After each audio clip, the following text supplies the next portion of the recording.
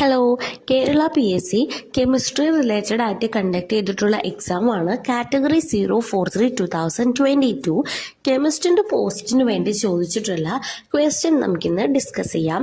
Question ഇതാണ്: A layer of reddish brown precipitate which is formed on the iron knife when an iron knife is dipped in an aqueous solution of copper sulfate is of which compound or element?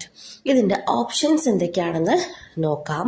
Option A iron sulphate, option B copper, option C rest and option D copper sulphate.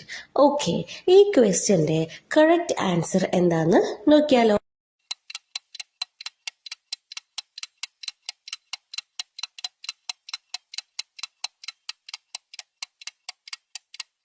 Correct answer option B copper ആണ്. Okay, അപ്പോൾ എന്തുകൊണ്ടാണ് copper ആയതെന്ന് നമുക്ക് നോക്കാം. Iron knife copper sulphate സൊല്യൂഷനിൽ dip ചെയ്യുന്ന സമയത്ത് copper sulphate സൊല്യൂഷനും iron നൈഫും കൂടെ റിയാക്ട് ചെയ്തിട്ട് അയൺ സൾഫേറ്റ് ഫോം ചെയ്യുന്നു. ഓക്കെ, അയൺ സൾഫേറ്റ് ഫോം ചെയ്തിട്ട് ഈ കോപ്പർ സൾഫേറ്റ് സൊല്യൂഷനിലുള്ള കോപ്പർ അയോൺസ് എല്ലാം ഡിസ്പ്ലേസ് ചെയ്യുന്നു. ഇങ്ങനെ ഡിസ്പ്ലേസ് ചെയ്തിട്ടുള്ള കോപ്പർ അയോൺസ് അയൺ നൈഫിന്റെ സർഫസിൽ വന്നിട്ട് പ്രസിപ്പിറ്റേറ്റ് ആയിട്ട് ഡെപ്പോസിറ്റ് ചെയ്യുന്നു. ഈ പ്രസിപ്പിറ്റേറ്റ് ആണ് റെഡിഷ് ബ്രൗൺ പ്രസിപ്പിറ്റേറ്റ്.